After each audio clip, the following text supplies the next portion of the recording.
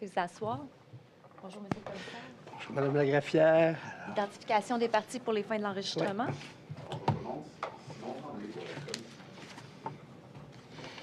Alexandre Thibault pour la commission. Bonjour, Olivier Bianchi, analyste juridique pour la commission. Bonjour, Monsieur le commissaire, Pierre-Luc Beauchesne de Bernard Roy, Justice Québec, pour le procureur général du Québec. Bonjour, Marie-France Lebel de Bernard Roy pour le procureur général du Québec. Bonjour, Monsieur le commissaire. Bonjour tout le monde. Audrey Gagnon de chez Langlois Avocat pour la société. Bonjour, Sébastien Laprise, Langlois Avocat pour la société également. Bonjour, Candice Dallister pour la société. Bonjour. Personne pour les syndicats aujourd'hui. Parfait. Merci, Maître Tremblay. Alors, bonjour, Monsieur Généreux. Alors, bonjour. On va vous assermenter. Ensuite de ça, on va procéder à votre interrogatoire. Excellent. Vous affirmez solennellement de dire la vérité, toute la vérité, vos noms et occupations? Je l'affirme, Alain Généreux, directeur adjoint au cabinet de la sécurité publique de M. Bonardel. Merci. Votre témoin.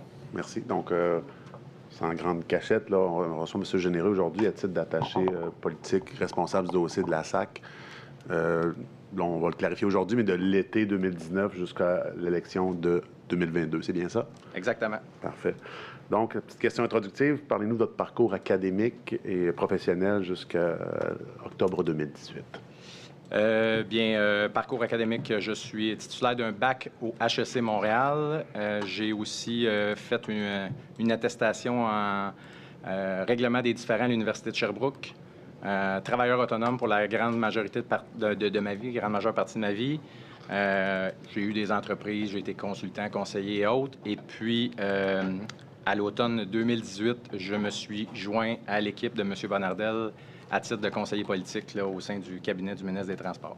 Est-ce que vous connaissiez M. Bonardel à ce moment-là? Oui, M. Bonardel, c'est quelqu'un que je connaissais. Évidemment, je viens de Granby, tout comme M. Bonardel. Donc, étant en affaires à Granby et M. Bonardel aussi ayant un passé en affaires, bien évidemment, chambre de commerce, etc., tout ce qu'on peut comprendre, là, où on a pu se croiser. Fait qu'on a développé une relation au fil du temps, puis on a appris à se connaître en partageant des intérêts communs. Là. Décrivez-nous dans quel contexte là, vous devenez justement membre de son cabinet. Là.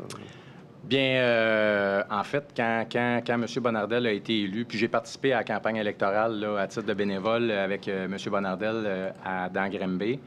Et puis, quand M. Bonardel a été élu, bien évidemment, on était très contents qu'il soit élu parce qu'on travaillait dans ce sens-là. Et puis, M. Bonardel m'a offert de me joindre à son équipe. Ça, sur quoi j'ai été quand même surpris, je vous avoue, en toute transparence, parce que avec un profil d'entrepreneur puis tout ça, tu sais, ne connaissant pas nécessairement les rouages, même si je m'intéresse beaucoup à la politique, connaissant pas les rouages et les rôles et responsabilités nécessairement du staff politique, j'ai été flatté qu'il m'offre l'emploi, mais je lui ai demandé de me décrire un peu c'était quoi la charge de travail. Puis en fait, à l'époque, François me disait, mais tu sais, j'ai besoin de quelqu'un, tu sais, en qui je peux avoir confiance, mains yeux, mains oreilles. J'ai pas besoin d'un yes man, je veux quelqu'un qui me dit la vraie affaire, puis je te connais, puis je le sais que tu pourrais très bien faire ce rôle-là au sein de mon équipe. Fait que c'est ensuite de ça qu'il m'a mis en relation avec sa directrice de cabinet, qui, elle, est plus responsable du staff. J'ai rencontré la directrice de cabinet, il y a eu un fit avec elle, puis on m'a donné des responsabilités au cabinet dès le début, là, novembre 2018. La directrice de cabinet, on parle bien de Véronique Aubry. Véronique Aubry, exactement. Quel est votre rôle, justement? Évidemment, un rôle peut évoluer, mais le jour 1, là. Ouais. Quel rôle, quelle fonction qu'on vous donne ou quelle responsabilité on vous donne? Bien, évidemment, quand je suis arrivé au cabinet, bien, la directrice de cabinet répartit les dossiers. Elle m'a donné le dossier responsable de l'Estrie. Responsable de l'Estrie, ça fait quoi? Bien, c'est l'interface entre les différents ministères de la région administrative, dans le fond, du ministre, donc ministère de la Santé, Éducation ou autre, versus les cabinets pour les partenaires qui sont sur le terrain à Granby. Puis j'avais d'autres responsabilités, comme les infrastructures routières de certaines régions administratives, par exemple l'Outaouais, Lac-Saint-Jean, le nord du Québec, l'Estrie, Montérégie, où on suit les travaux, dans le fond, des infrastructures routières qui doivent être rénovées ou qui doivent avoir des investissements à faire en termes de route. Je m'occupais aussi du transport de marchandises, donc tout ce qui est véhicules lourds, etc.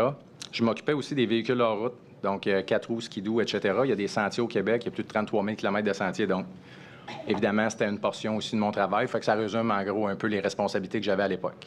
C'est quoi votre rôle? Je comprends que ça, c'est vos tâches, mais votre rôle par rapport à M. Bonardel, par rapport à la directrice de cabinet, je pense que le directeur adjoint aussi. Exact. Bien, je vous explique ça comment moi je l'ai perçu, parce que dans le fond, tu sais, moi j'arrivais dans un milieu où, tu sais, je connaissais pas vraiment le rôle, mais évidemment, je suis quelqu'un qui a une bonne capacité d'adaptation puis que j'aime poser des questions. Donc, j'ai vite compris que pour bien conseiller un ministre, dans le fond, ce qu'il fallait faire, c'est avoir de l'info. Fait que mon rôle, c'était pas juste de m'informer auprès des fonctionnaires de c'était quoi l'enjeu ou les enjeux, mais moi, c'était vraiment le terrain. Moi, ce que j'aimais, c'était, si on me parlait d'un enjeu X, bien, moi, je voulais aller voir les partenaires qui vivaient avec cet enjeu X-là sur le terrain pour être capable de, entre guillemets, challenger la machine. Tu sais, j'étais un picasseux. Moi, j'aime ça, ramasser de l'info à droite, ramasser de l'info à gauche pour être capable d'avoir un portrait éclairé de la situation. C'est sûr que mon profil d'entrepreneur m'a inculqué à faire ça, dans le fond, pour avoir un portrait global de la situation. Fait que, grosso modo, c'est un peu ça. Fait que dans les différents dossiers, c'est vraiment d'avoir l'écoute terrain. Donc, si c'est un syndicat, si c'est un partenaire, si c'est un citoyen, même un bureau de comté, c'est d'avoir l'intrant qui arrive de là. Puis ensuite de ça, de le transférer à ma chaîne. Je disais toujours à mes collègues que j'étais un représentant de la population auprès du gouvernement et non un représentant du gouvernement auprès de la population. J'aimais ça de donner le service parce que mon passé, l'expérience client, le service à la clientèle, c'est le nerf de la guerre pour moi. Puis c'est ça que je voulais offrir à mes citoyens, puis à mes collègues, puis à mes partenaires. Puis petite anecdote là, que je vous raconte, quand j'ai rentré, j'ai fait mon adresse courriel, tu sais, ma signature de courriel, puis j'ai mis mon numéro de cellulaire. Mes collègues ont dit, bien là, ton adresse cellulaire, tu sais, ton numéro de cellulaire, tout le monde va t'interpeller. Puis j'ai dit, tant mieux, c'est ça que je veux. Puis, donc ça, c'est peut-être en bas de vous, mais par rapport à votre relation avec vos supérieurs, directeur adjoint et ministre, l'information, comment ça, la dynamique, c'est quoi? En cabinet, l'information circule assez de façon informelle, dans le sens où c'est un petit bureau en termes d'espace, puis on dîne tout le temps ensemble. Au cabinet du ministère des Transports, chaque dîner, on dînait toute l'équipe ensemble. Le ministre se joignait avec nous à l'occasion pour dîner, on le voyait dans les rencontres statutaires, etc. Fait que quand on reçoit de l'information, que ce soit d'un partenaire ou de la fonction publique, évidemment, on informe les personnes concernées. Si c'est un enjeu, si c'est une annonce, bien évidemment, directrice des communications, attachée de presse, etc. Si c'est sur le contenu, bien, on informe évidemment notre directeur de cabinet, on informe notre ministre, etc. C'est sûr que c'est dans les deux sens. Là. Le ministre nous donne ses orientations, puis nous autres, on donne de l'information au ministre pour s'assurer que l'information soit fluide dans les deux sens. Est-ce qu'il y a un filtre, c'est-à-dire toute l'information, ou des fois, il y a des choses anodines ou de moindre importance, sans rien réduire non plus? Il y a un filtre. Oui. Il y a un filtre, là, dans le fond, puis c'est bien clair, dans le sens où je peux vous donner des exemples. Quelqu'un qui nous dit qu'il y a une problématique avec telle ou telle chose, c'est sûr que j'informe pas le ministre de tous les dossiers. Là, on parle quand même d'une responsabilité ministérielle. Si 100 de mes téléphones et de mes courriels, j'informe le ministre de ce qui se passe, là, il va me dire, tu fais pas ta job. C'est ça, exact. Fait qu'on précise l'information, on travaille l'information. Tu sais, quand on a des fois de l'information, que ce soit de nos fonctionnaires, de nos sous-ministres ou autres, bien, on pose des questions parce qu'il faut comprendre que quand je prends 15 minutes avec le ministre pour le briefer sur un dossier, il faut que je sois capable de répondre à ces questions. Fait que si je prends l'information trop brute, bien évidemment, il va me dire, Alain, retourne faire tes devoirs. Là. Fait que c'est un peu dans ce sens-là. Fait qu'on travaille l'info pour s'assurer d'être, je dis toujours ceinture bretelle, dans le sens où quand je vais voir le ministre, je vais être capable d'y répondre. J'aime pas ça quand le ministre me pose une question puis que je suis pas capable d'y répondre parce que j'ai pas été chercher l'information. C'est une question de curiosité, parce que vous parlez quand j'ai 15 minutes avec un ministre. On a souvent l'impression qu'avoir une demi-heure avec un ministre, c'est exceptionnel. Est-ce que ça arrive des rencontres d'une heure ou 2 heures, ou c'est souvent des 15 minutes, des demi-heures? C'est beaucoup plus des 15 minutes, mais des rencontres d'une heure, 2 heures, ça arrive. Je vais vous donner des exemples. En cabinet, quand on rentre en session au début de l'année, le ministre passe une journée avec nous autres, avec tout son staff.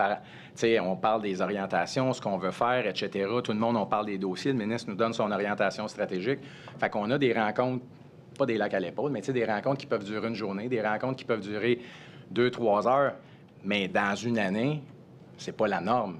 La norme, quand on travaille dans un cabinet ministériel, c'est exécutif. Là, fait que c'est une rencontre de 10-15 minutes sur un dossier. Mais il y a des briefings, des fois, qui peuvent être avec des fonctionnaires et le ministre et le conseiller politique, qui peuvent durer une demi-heure, 40-45 minutes, c'est pas rare. Chaque semaine, il y a des statutaires. Il faut comprendre, chaque semaine, il y a des statutaires conseillers politiques avec son ministre, il y a des statutaires sous-ministres avec son ministre, il y a des statutaires directrices ou directeurs de cabinet avec son ministre. Fait qu'il y a des points de passage obligatoires qui fait qu'on s'assure que l'information transige à l'interne. De l'autre côté, à notre niveau aussi, j'ai des statutaires hebdomadaires, des fois avec des sous-ministres ou des vice-présidents ou des directeurs pour m'assurer qu'on a un suivi. Je dis hebdomadaire. Des fois, c'est peut-être aux 2 semaines, mais tu sais, il y a une périodicité là, qui est claire. Ça varie en fonction des enjeux, de l'actualité. Ouais, c'est la géométrie variable, en fonction des besoins. En fonction des dossiers, c'est ça, puis de l'actualité, puis tout ça. Là, c'est sûr que, on va en parler un peu plus tard, mais tu sais, à l'époque de la pandémie, j'avais pas des statutaires hebdomadaires, j'avais des discussions 10 fois par jour avec la société. Fait que tu sais, c'est ça. Comme on disait, pour des motifs particuliers, c'est-à-dire l'interruption de service, on va y revenir tout à l'heure. L'équipe, là, vous dites que vous rencontrez régulièrement, c'est une grosse équipe, parce que hier, M. Tremblay a dit quand même, MTQ, c'est pas un petit ministère, on va se le dire.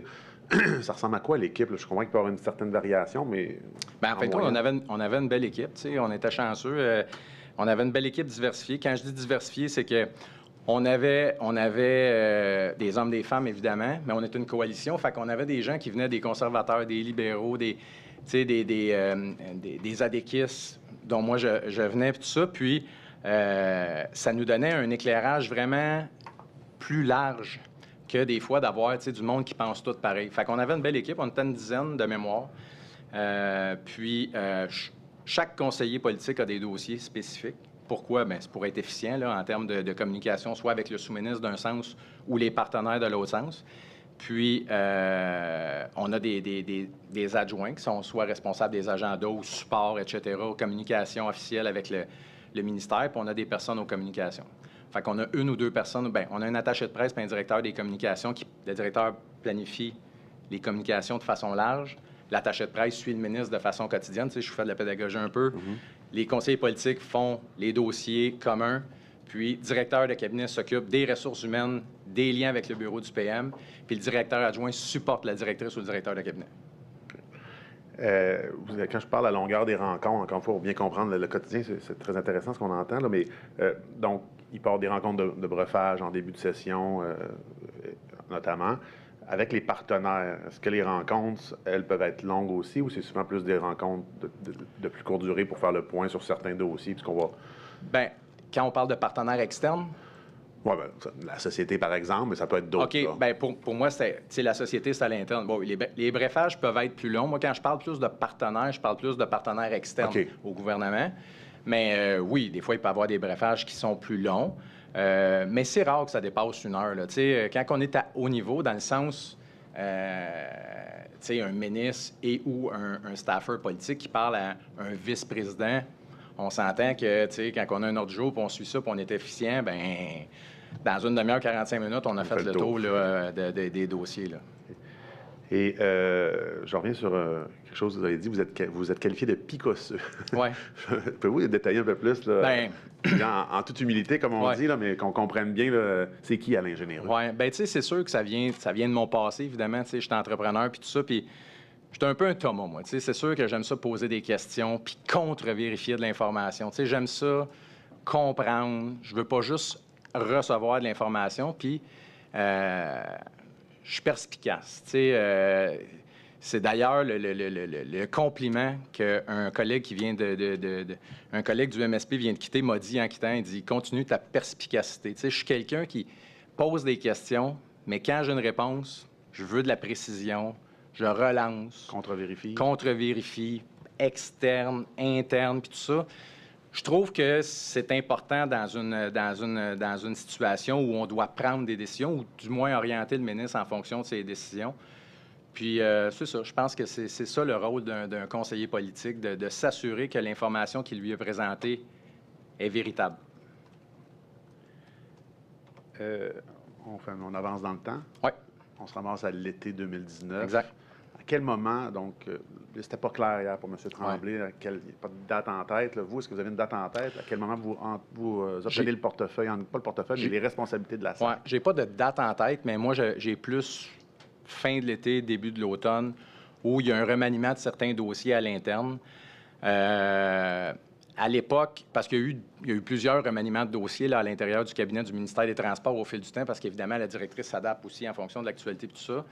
Le premier remaniement, c'était justement là, les dossiers de la Société de l'assurance automobile du Québec qui m'ont été attribués parce que à l'époque, mon collègue Pierre Tremblay était sur le projet de loi sur le transport rémunéré de personnes. C'était une grosse charge de travail. Puis on avait la STQ à l'époque. Il y avait des enjeux avec le FA Gauthier. Puis c'était dans l'actualité quasiment tous les matins. Puis tout ça. Fait que c'est sûr que M. Tremblay m'avait délégué, Mme Aubry plutôt m'avait délégué le dossier de Pierre Tremblay pour m'occuper de la Société de l'assurance automobile du Québec.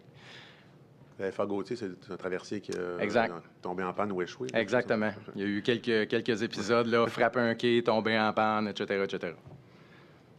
Donc, par rapport à la SAQ, là, êtes-vous en mesure de nous décrire le rôle que peut jouer le Conseil du Trésor, d'une part, et ce qui va devenir le MCN aussi, là, donc, ensuite, on va y aller avec le ministère des Finances. Mais peut-être commencer avec le Trésor, /MCN. C'est quoi le contrôle ou en fait, l'autorité ou... En fait, la SAC, je comprends votre question. En fait, l'interaction. Oui. En fait, la SAC a un peu 3 têtes, dans le fond.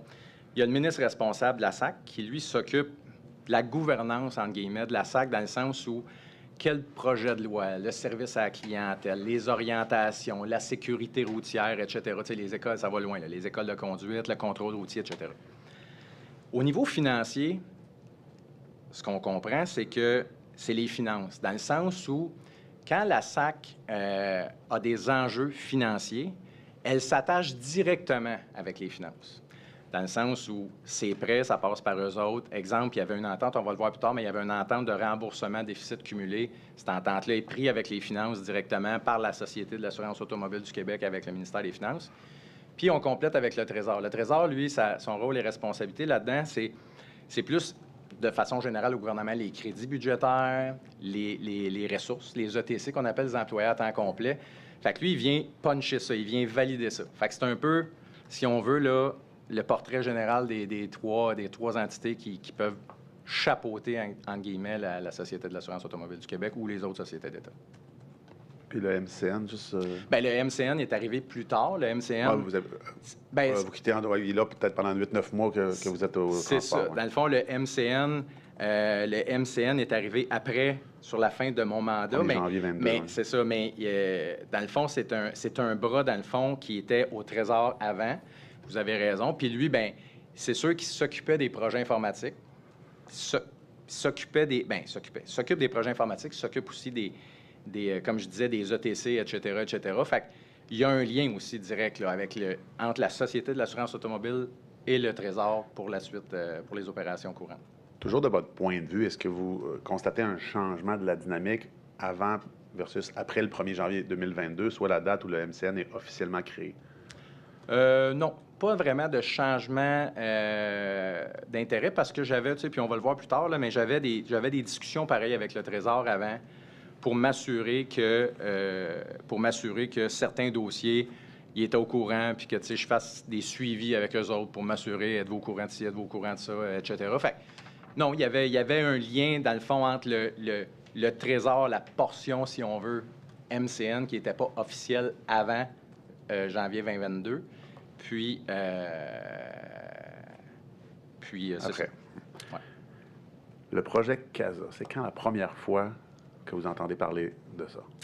Quand il y a eu la transition de dossier, mon collègue Pierre Tremblay est arrivé dans mon bureau, puis là, évidemment, c'est officiel, puis tout ça, puis il dit, on va se faire un briefing, tout ça. Fait qu'il m'a emmené ses fiches. Pierre était très papier, moi, j'étais très courriel. Fait que là, il est arrivé, puis c'est pour ça que je me souviens très bien, il est arrivé avec ses fiches de couleur, puis tout ça, dans son bureau, puis là, il rouvrait les fiches, puis là, il me montrait des documents, etc., etc. Puis, CASA faisait partie de la présentation de Pierre dans son dossier. Fait qu'il m'a présenté CASA. Sommairement, somme toute, dans le sens où c'est un projet informatique majeur. Un peu de résumé de la présentation qu'il y avait eu, je crois, avec l'équipe de la SAC. Projet majeur informatique. Les systèmes sont désuets. Service client amélioré parce qu'on va avoir plein de services en ligne disponibles, etc.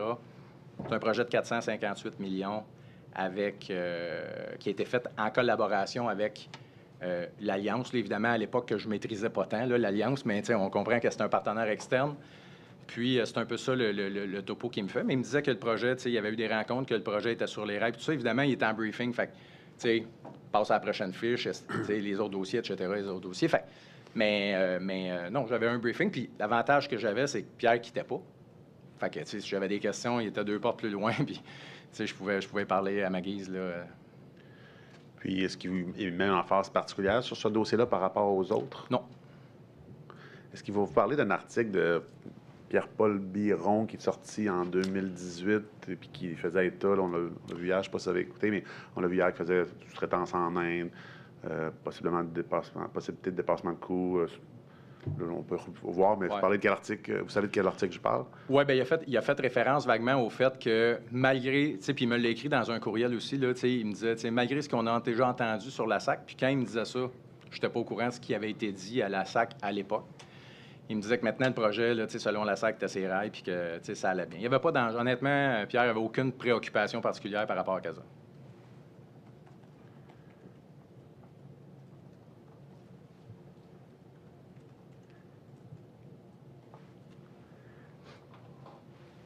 C'est quand la première fois que vous allez rencontrer les dirigeants, j'imagine, ou l'équipe là, de la SAC? Bien, c'est sûr que là, tu sais, quand on a vu les travaux de la commission, on a fait un exercice de mémoire, puis on est allé retrouver des courriels, puis tout ça, pour se rafraîchir la mémoire. Puis, tu sais, je peux pas me souvenir de tout, mais vous allez voir que j'ai quand même une très bonne mémoire, là, puis j'ai été capable de reconstituer, là, en grande partie, l'ensemble des faits. C'était en janvier 2020. En janvier 2020, oui, exactement. Il n'y a pas de rencontre avant ça?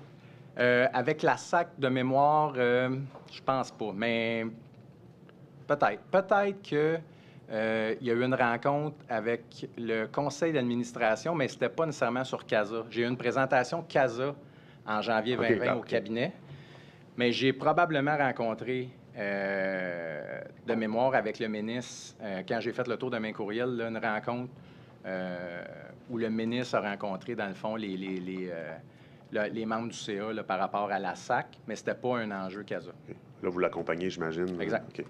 Donc, ça serait la première fois qu'on parle de CASA directement avec la SAC, ça c'est en janvier 2020. Oui. Et, bon, juste pour préciser, je dis, peut-être qu'il y a eu peut-être qu'ils ont échangé, peut-être que le ministre a échangé, mais là, dans ma mémoire, vous dites ce qui a été dit. Non, on n'est pas dans le micro-détail, c'est plus... On vous présente CASA en large en janvier 2020. Suite à une demande de briefing de ma part, parce que le briefing de Pierre datait d'1 an. Puis, moi, je veux toujours revalider de l'info, là, dans le sens, ça fait 1 an que le projet, Pierre, il me dit, c'est ses rêves, je fais confiance à Pierre, mais là, ça fait 1 an. Fait que je demande d'avoir un briefing en bonne et due forme sur CASA en janvier. On va y revenir juste avant. J'aimerais bien comprendre la dynamique. Donc, là, c'est de façon générale sur les 2 à 3 ans. Votre mode, tantôt vous avez parlé que vous êtes un gars de courriel. Votre mode de prédilection, là, de correspondance, c'est courriel, texto, téléphone? Courriel. Quand quelqu'un m'appelle, je lui demande toujours de m'envoyer un courriel.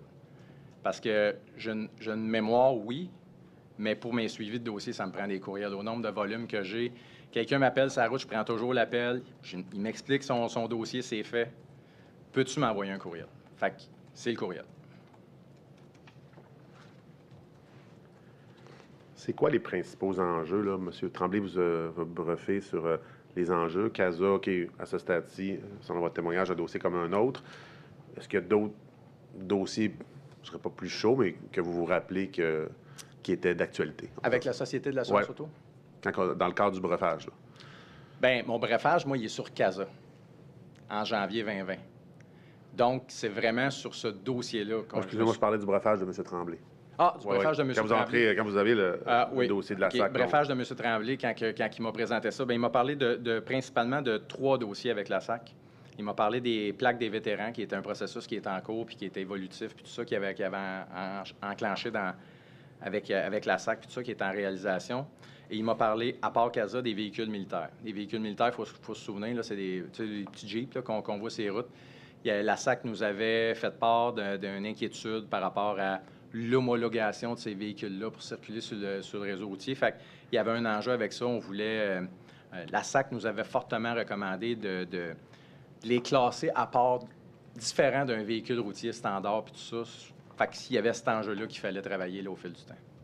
C'était les 3 enjeux SAC à ce moment-là, là, si je me réfère à l'automne 2019. Ah oui, effectivement. Juste identifier quelques personnes qu'on va voir là, au cours de la journée dans les courriels. Martine Rajot. Oui, notre adjointe au cabinet, l'adjointe du ministre responsable de l'agenda du ministre. Pierre Tremblay, on l'a entendu hier. Madame Aubry, donc directrice de cabinet Exact. pour environ 2 ans, 2 ans et demi. Exact. OK. Fanny Saint-Pierre. Adjointe aussi avant Mme Rajot. OK. Madame Rajot arrive quand? Ouf, ça, c'est une bonne question. C'est accessoire, si vous n'en rappelez pas. Je sais pas. Je dirais mi-mandat là, pour vous répondre, là, pour vous situer un peu dans le temps. Mais... OK, ça va. Ça, au moins, son rôle, c'est ça qui est le plus important. Dernière petite question sur qui fait quoi. Le dossier de la SAC, les dossiers de la SAC, là, à moins de situations particulières, là, vous en parlez directement à M. Bonardel, à Mme Aubry, à M. Tremblay comme directeur adjoint. C'est quoi la ligne de commandement, entre guillemets? Mme Aubry, Toujours. M. Bonardel, dans les cas où ça nécessite d'interpeller le ministre directement. Puis, je précise, Mme Aubry peut interpeller le ministre à sa guise, c'est ma directrice de cabinet. Mais moi, mon canal de communication, c'est Mme Aubry, c'est mon directeur ou ma directrice de cabinet. Mais M. Bonardel, c'est sûr que dans des cas plus importants ou souvent, premièrement, quand j'interpelle le ministre, Mme Aubry ou mon directeur de cabinet, M. Lépine, sont dans le coup. Là. Il n'y a pas de communication unilatérale entre moi et le ministre. Même si vous connaissez un peu? Même si on se connaît un peu, parce que, rapidement, Mme Aubry, m'a dit, l'important... Mme Aubry, c'est une personne exceptionnelle en termes de... elle arrivait elle avait déjà fait ce travail-là en cabinet. Elle a été une coach incroyable pour moi dans le sens où elle m'a montré comment on questionne la machine, qu'est-ce qu'on fait, c'est quoi la hiérarchie, etc. Puis elle m'a clairement fait savoir rapidement que même si je connaissais le ministre, c'est avec elle qu'il fallait que je parle. Fait que, mais il n'y avait pas d'enjeu pour moi de ce côté-là. Là. De toute façon, c'est important que les canaux de communication soient respectés. Fait que il y a le travail puis la vie personnelle, entre guillemets. Mais je parlais régulièrement au ministre, pareil, mais non, mais je parle professionnel, je parlais régulièrement aussi au ministre, parce que le ministre est dans un corridor. Tu sais, il faut comprendre, tantôt, je parlais d'informel. Tu sais, le ministre est dans un corridor d'un cabinet, il se promène, ça cote dans le cadre de porte, comment ça va, des enjeux, dossiers, etc., nanana. Fait on se parle, tu sais, il y a de la communication, c'est fluide, là. C'est pas, il est dans son bureau, la porte est fermée, puis il faut cogner pour rentrer. Là. OK. Mais donc, vous pouvez être appelé à avoir des conversations sans la présence de Mme Aubry, de type plutôt informel, là. Ah, de type informel, oui. Donc, vous rapportez toutes les informations que vous jugez à propos à Mme Aubry. Pour monter à l'étage supérieur, est-ce que c'est Mme Aubry qui décide ou c'est conjointement? Quand je dis l'étage supérieur, évidemment, c'est d'aller voir le ministre avec votre dossier. C'est toujours la directrice de cabinet ou le directeur qui décide. Mais évidemment, c'est conjointement dans le sens que, tu sais, si j'interpelle mon directeur ou ma directrice de cabinet puis je dis, là, on a un dossier, c'est chaud, il faut interpeller le ministre, tu sais, je suis quelqu'un qui a quand même un certain caractère. Là. Je suis capable de m'affirmer, puis je suis capable de dire ça nous prendra en compte avec le ministre dans ce sens-là. Mais il n'y a jamais eu d'enjeu problématique avec ça. Tant la directrice de cabinet que mon directeur de cabinet, après, si on veut une rencontre, si un conseiller veut une rencontre avec le ministre, il n'est pas en train de se mettre en pare-feu devant le ministre. Là. Une collégialité. C'est ça. Est-ce que c'est possible qu'il y ait que le ministre ou Mme Aubry et M. Lépine, qui la remplacera là, éventuellement, rencontrent la SAC sans votre présence? Oui. Est-ce que c'est possible qu'ils rencontrent la SAC sans votre présence, mais qu'ils ne vous fassent pas un espèce de retour sur hey, on a rencontré la SAC, c'est passé ça, on a discuté de telle chose? Ça se peut, parce que, encore là, si je ne juge pas pertinent, il faut comprendre, il faut me dire est-ce que ça se peut? La réponse, c'est oui. C'est comme dans n'importe quelle rencontre. Ça demande, il rencontre la SAC pour différentes raisons, puis il ne me fasse pas état de... Ou il me fasse état de certains dossiers, puis qu'il n'en fasse pas état de certains d'autres. Ça rentrerait dans votre catégorie, mais ça ne veut pas dire que c'était justifié non plus de m'en parler, pas qu'il ne voulait pas m'informer, parce que le ministre a tout intérêt à être très transparent avec son conseiller politique, parce que c'est ses yeux puis c'est ses oreilles sur le terrain avec les partenaires. Fait que, on fait un tout, là, on fait une équipe. Mais oui, la réponse à la question, c'est une réponse théorique à une question théorique. Je vais aller plutôt plus pragmatique. Pendant votre séjour, est-ce que c'est arrivé qu'il y a de l'information, vous avez appris qu'il y a eu des rencontres, puis qu'il y a eu des discussions sur des sujets, puis que vous avez appris que quelques semaines, quelques mois plus tard, qu'il y avait eu ces rencontres-là? Pas à ma connaissance. Je demande à Mme l'assistante greffière d'exhiber la pièce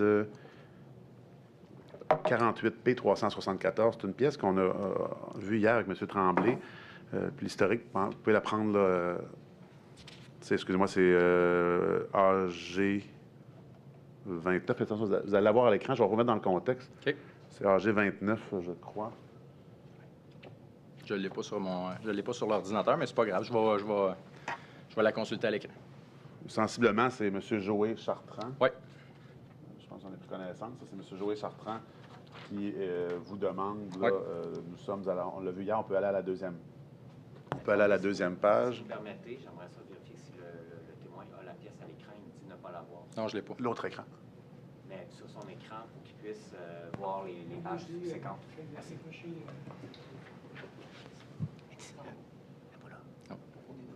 Ben, en tout cas, dans moyen, c'est pas en ordre. Là. C'est en ordre, elle n'est pas là. C'est 3 échanges de courriels qu'on va voir à l'écran. Là. Je pense pas qu'il Mais c'est pas. La Mais pièce 29 n'est pas dans sa liste. je pense que je suis à l'aise avec Ouais, la c'est ça, présentation à l'écran. c'est pas un contrat de 20 pages, inquiétez-vous pas. Ouais. C'est ça. Elle est accessible sur notre site.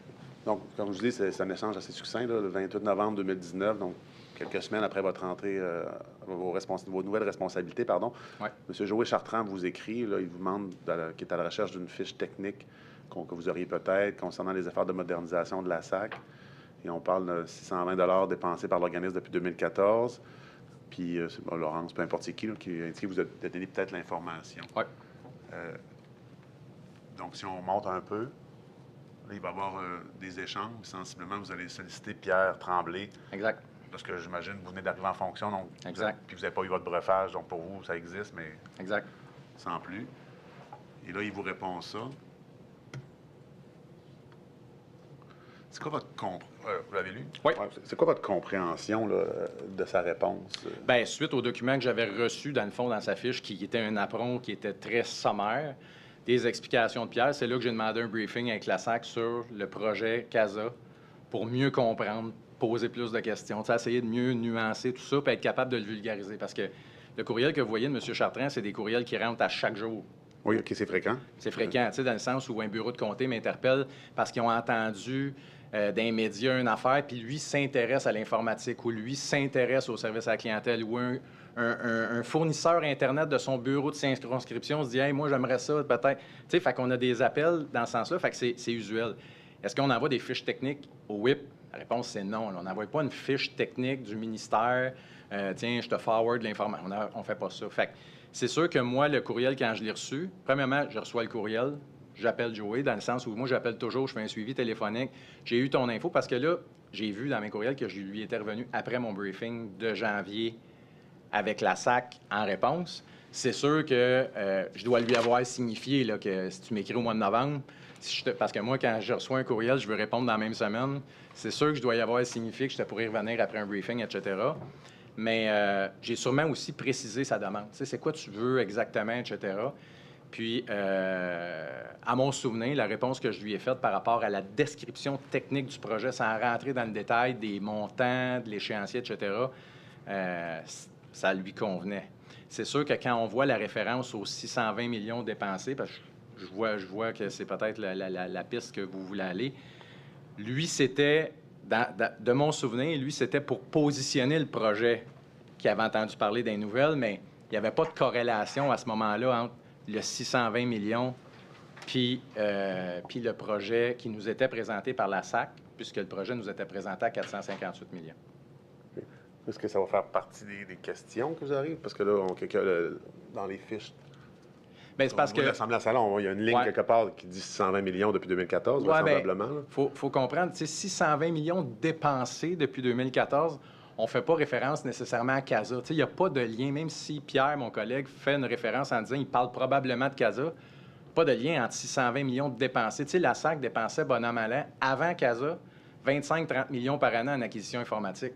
Fait puis là, il n'y a pas de CASA de rattacher à ça, c'est des acquisitions informatiques. Fait moi, je n'ai pas fait de corrélation à ce moment-là, étant donné que j'avais une présentation à 458, qu'on avait confiance dans l'information qui nous était transmise.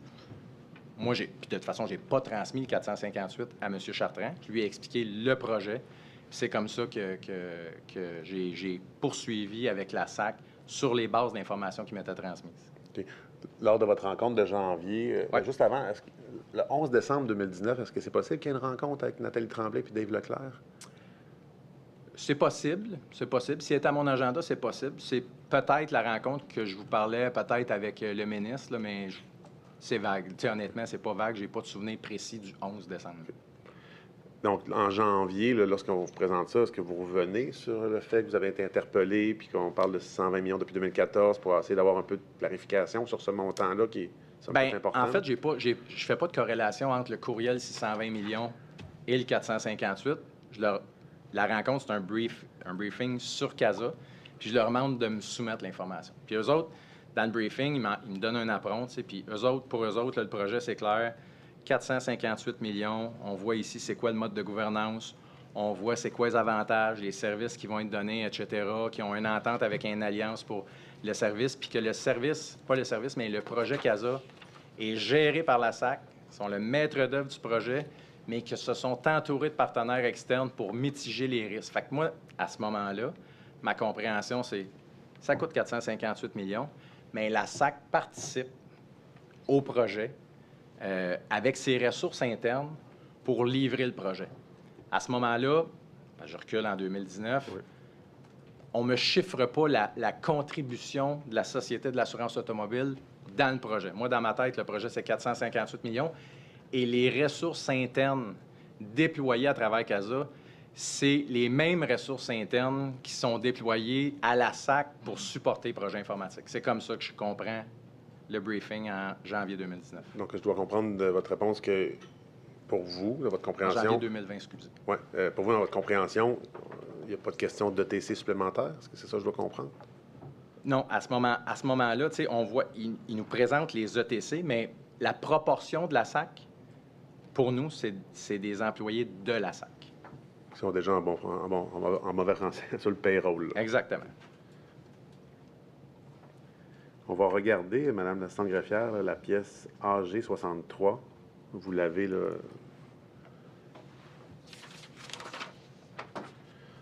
Donc, là, pour les fins d'identification, on va peut-être en profiter, vu que c'est la première pièce, de les coter en bloc. Mme la greffière. Oui, donc un dépôt en bloc de 49P 375 à 49P 442. Parfait. Donc, juste pour faciliter, là, évidemment, sur le site Web, il y aura les cotes officielles, Monsieur le commissaire, mais aujourd'hui, on va parler avec les AG, là, pour que tout le monde puisse suivre plus allègrement. Donc, vous l'avez ouverte, la pièce? Donc, est-ce que vous reconnaissez ce document-là? Bon, la première, c'est la convocation, le Outlook, là, mais si on se fie davantage au document... Oui, ça me rappelle le NAPRON, là, le NAPRON qui nous a probablement été remis là, à ce moment-là. Je dis probablement parce qu'évidemment, il est dans la convocation, donc je présume que c'est le document. Là. Est-ce qu'au-delà de ce qui est écrit, là, parce que sensiblement, c'est un document de 3 pages, on parlait du cheminement du dossier, la gouvernance à la page 1. Après ça, il va y avoir des blocs finances, clients partenaires, processus d'affaires, gestion de projet. Et ensuite, la 3e page va être une espèce d'échéancier global. Exact. Au-delà de ce qui est écrit, là, pouvez-vous nous décrire là, au meilleur de votre souvenir? Là, ça fait quand même 5 ans et demi, mais comme je disais hier, c'est moins pire que les premiers témoins que ça fait 10-12 ans. On se rapproche. Qu'est-ce que vous vous rappelez là, de cette rencontre-là, au-delà de ce qui est écrit sur les 3 pages? Bien, on rencontre Mme Tremblay qui vient nous rejoindre au cabinet. Mme Tremblay, très professionnelle, très en selle par rapport à son projet. Elle l'appelle même son bébé, tu sais, c'est comme son projet. Là. Tu sais, elle a mis ça en place, elle veut livrer ça, elle répond à toutes nos questions avec assurance, avec confiance, conviction. Au terme de cette rencontre-là, moi, je suis sorti satisfait. Tu sais, les réponses que j'avais eues lors de cette rencontre-là aux questions, que ce soit sur le contrat ferme de 458 millions, qu'elle m'explique que c'est une alliance, qu'il y a quelqu'un qui fait le logiciel, puis qu'il y a quelqu'un qui l'intègre, sans rentrer dans la technicalité, qu'on va avoir plus de 50 services en ligne. Ça nous parlait beaucoup, nous autres, expérience client, tu sais, pour les usagers du Québec, parce que comme gouvernement, ce qu'on voulait, c'était améliorer l'accessibilité aux services des citoyens. Le mode de gouvernance qu'elle nous dit qu'elle aime mieux l'avoir à l'interne plutôt qu'à l'externe, parce que la société, qui est quand même une société unique en termes d'assurance et de services offerts par différents partenaires, que ce soit les écoles de conduite, les immatriculations, les permis de conduire et les primes d'assurance sur notre permis de conduire. Nous autres, sur cette présentation-là, on était... Qui nous autres? Moi, ce qui m'intéresse, c'est où, quand, comment. Vous l'avez dit, Ouais. elle vient vous rencontrer au ministère. Qui est présent du côté de la SAC? Qui est présent au niveau du cabinet du ministère Je des vais Transports? regarder la convocation pour essayer de me souvenir, mais assurément que Mme Aubry était présente avec moi, là, parce que quand je rencontre la PDG, la présidente chef de direction de la SAC, je présume que Mme Aubry était présente. Dave Leclerc, que je vois évidemment, il était là. C'était mon interlocuteur principal à la Société de l'assurance automobile du Québec durant mon mandat. Ensuite, c'est parce que là, j'ai reviré. C'est pour ça que je tourne la tête. Là, c'est parce que je l'avais reviré de... Bon, on va se mettre droit. C'est ce que j'ai, là, que j'ai comme... On voit Carl Malenfant. Je me souviens pas qu'à cette rencontre-là, j'ai pas de souvenir que Carl Malenfant était présent à cette rencontre-là. J'ai vraiment le souvenir que c'est Mme Tremblay qui était là, puis que moi et Mme Aubry, on avait reçu le briefing. Mais est-ce que Mme Aubry était là? C'est pas marqué dans la convocation. Je présume que oui, parce que je me souviens que Mme Aubry assistait à la très grande majorité des briefings que j'avais avec Mme Tremblay. Mais pour vous le confirmer, là, ça vient témoigner devant vous. Je peux peut-être vous suggérer que la convocation vient du cabinet du ministre, puis vous êtes là. Donc, quand on envoie une convocation, on n'est pas là nous-mêmes. Donc, c'est pas vous qui avez convoqué la rencontre. Oui, c'est ça. C'est probablement notre adjointe, là, probablement Fanny Saint-Pierre à l'époque, là, où... Est-ce qu'on vous remet une pochette de documents également? Bien, sûrement qu'on m'a remis les documents papier, mais moi, j'étais très courriel. Fait que c'est sûr que j'ai gardé les documents papier. J'ai pas de souvenir à savoir si j'ai demandé une version électronique sur le moment de cette présentation-là, mais je suis convaincu que Mme Tremblay n'est pas arrivée main vide, puis le document qu'on voit là, c'est quelque chose qu'elle m'a laissé. Si on peut aller qui était dans la convocation aussi, ce qu'on en comprend d'après-enquête. Si on va à l'onglet suivant, 64. Et là, je pense qu'il va falloir également que vous tourniez là, potentiellement, là, parce que c'est une photo. Pas de problème. On va y revenir tout à l'heure. C'est un document que vous renvoyez à Mme Aubry le 7 octobre 2020. On reviendra tantôt. On va suivre la chronologie parce qu'il y a plusieurs détails. Donc mais j'aimerais ça peut-être juste que vous commentiez les notes, parce que les notes, corrigez-moi si je me trompe, mais c'est le même document qu'on a vu à l'instant. Les notes sont contemporaines à la rencontre de janvier. Exact. Est-ce que il y a des choses que vous devriez souligner? Est-ce que vous avez pris bien, tu sais, honnêtement, c'est sûr que premièrement, c'est mon écriture qu'on voit sur le document. On part avec ça. Puis,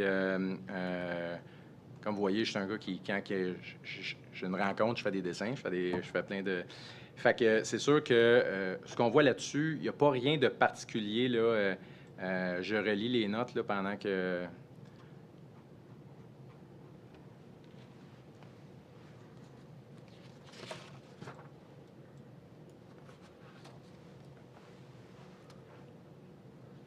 C'est quand on voit dans la marge de droite, auditeur externe 3 sur 9, c'est qu'il y en avait déjà de fait 3 sur 9. C'est marqué sur demande. Mme Tremblay nous avait rassuré sur le fait qu'il y avait un auditeur externe, EY, qui faisait des suivis pour s'assurer que les processus étaient suivis. Fait que c'est à ça qu'on fait référence là, quand c'est marqué 3 sur 9. On voit que le CT, ici, reddition de compte à chaque année, Conseil du Trésor. Elle nous explique que le suivi du gouvernement pour ce projet-là est fait avec le Conseil du Trésor pour la reddition de compte. Je me souviens pas si c'est là ou pas que j'ai appris que la CAP faisait partie d'une entente aussi entre le Trésor et la SAC pour faire une reddition de compte à la Commission de l'administration publique aussi en parallèle, puis tout ça. Fait que, tantôt, quand je vous expliquais le trois têtes, là, c'est un peu ça. La SAC a des ententes, elle, avec le Trésor, avec les finances sur certains éléments, mais nous autres, on est là plus dans un mode de chapeauter la société dans ce sens-là.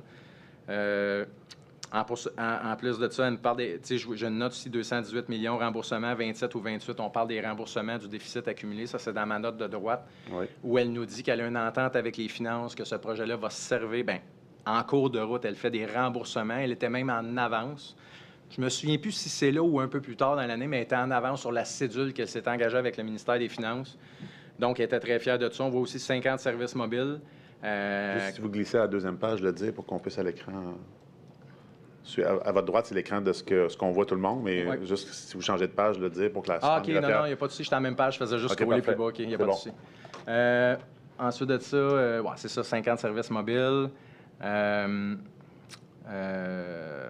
C'est ça, j'ai pas... Je vois pas d'autres choses qui pourraient être... particulières? Non. Quand vous écrivez 3 sur 9, là, Ouais. donc il y en a 3 sur 9 revues qui ont été faites. Est-ce que vous demandez une copie là, de ces revues-là? Il m'envoie un résumé. Tu sais, il m'envoie un document résumé, synthèse, mais j'ai pas la copie du rapport EY au complet. De toute façon, pour en avoir déjà vu un, c'est du chinois pour un conseiller politique, là, dans le sens où on est très dans le technique. Tu sais, EY, ce qu'ils font, c'est un processus de vigie, de suivi sur les processus que met en place la SAC pour s'assurer d'être capable de livrer un projet. Fait qu'ils ne sont pas dans le suivi, on est-tu d'un temps ou d'un délai? On est plus, on a-tu un enjeu de ressources? Notre proposition, notre protocole, va-tu faire en sorte qu'on va arriver à telle étape au bon moment, etc.? Fait que c'est sûr que pour nous autres, ce qu'on veut, c'est les voyants. Y a-tu des voyants dans le document qui fait en sorte qu'on est-tu dans le champ? Puis si on est dans le champ, là, je dis champ, mais, tu sais, y a-tu un voyant jaune? Parce que des voyants rouges, il n'y en a pas eu vraiment, là, sauf peut-être un peu pour les ressources vers la fin, mais qu'est-ce qui peut être mis en place par la société pour corriger? Fait que c'est un peu ça qu'on voit l'évolution dans le document de... Il y a un voyant, la SAC a fait ci pour le corriger, etc., etc. Fait qu'ils sont comme tout le temps on target ou à rebours par rapport à la dernière recommandation, mais sur le rapport d'EY, on sent que le processus suit son cours. Puis donc, c'est écrit à côté sur demande, donc ça veut dire que ce que je dois comprendre, que la SAC ne vous les donnera pas à moins que vous les demandiez? Non, c'est le sur-demande, c'est la SAC peuvent demander à EY D'avoir plus. OK. de rapports. Donc, est-ce qu'on vous transmet seulement les sommaires ou à l'occasion? Pendant Les toutes sommaires. De mémoire, ce que j'ai, c'est les sommaires. Parce que j'ai vu là, dans les pièces jointes l'ensemble des rapports, j'ai pas vu ça passer. Vous De avez pas vu mémoire, ça? non. Est-ce que vous avez jamais demandé pour les voir? J'ai jamais demandé pour les voir parce que le résumé me donnait l'information factuelle à notre niveau qu'on nécessitait pour ces suivis-là. OK. Puis, bien, si vous voulez, on peut le faire, mais sans passer à travers tous les résumés, il y a quand même certains enjeux qui sont soulevés. Est-ce que vous faites des suivis, posez des questions pour savoir qu'est-ce qui est fait pour remédier aux enjeux? Parce qu'on va parler notamment de possibilités de report. Ouais. L'enjeu principal, là, dans tout le processus, c'est vraiment l'enjeu des ressources. C'est au niveau de l'enjeu des ressources. L'enjeu des ressources externes, l'enjeu des ressources, la difficulté est attractive en termes de ressources TI, la forte demande des ressources. Tout ça, c'est au fil du temps. Ce n'est pas nécessairement la présentation de janvier 2020. Mais on a toujours la confirmation avec le conseil, pas le conseil d'administration, mais la SAC, la Société de l'assurance automobile du Québec, que c'est correct. Que oui, on a des enjeux, mais que oui, c'est correct. Fait que c'est sûr que... puis eux autres, ils participent au projet. Là, on se souvient, dans le mode de gouvernance, on a le partage de risques. Fait qu'eux autres, ils sont là, puis ils nous font un état de situation comme quoi l'échéancier va être respecté, puis tout ça, là, que ce soit en 2019 ou vous allez voir plus tard là, que l'échéancier va être respecté. C'était justement ma prochaine question. Est-ce qu'à ce niveau-là, on parle d'enjeux avec l'Alliance? Pas à mon souvenir. Là. Pas d'enjeux avec l'Alliance à mon souvenir. On parle vraiment d'enjeux de ressources de façon générale. Okay. Est-ce qu'on a des enjeux au niveau des coûts, délais, portée? Non. Est-ce qu'on va vous parler de l'historique passé, c'est-à-dire qu'il y a déjà eu des replanifications? Non. Est-ce qu'on va vous faire état des dérogations qui ont été obtenues dans le projet, notamment au niveau de la reddition de comptes? Non. Non, nous autres, on nous présente ça, là, je vais bien transparent avec vous, from scratch. C'est ça le projet aujourd'hui. On ne fait pas référence à ce qui a été fait avant pour arriver là. Le projet aujourd'hui, 458 millions. Là, la séquence, pourquoi on fait ci, pourquoi on fait ça, c'est ça le projet qu'on nous présente. On n'a pas fait d'historique dans le briefing sur on a rencontré des enjeux, on a eu tel assouplissement, on a fait ci, on a fait ça, on n'est pas là. Là, je peux exhiber la pièce, mais je vais juste vous mettre dans le contexte, que vous dites que vous n'avez aucun souvenir, là, mais il y a un recueil de...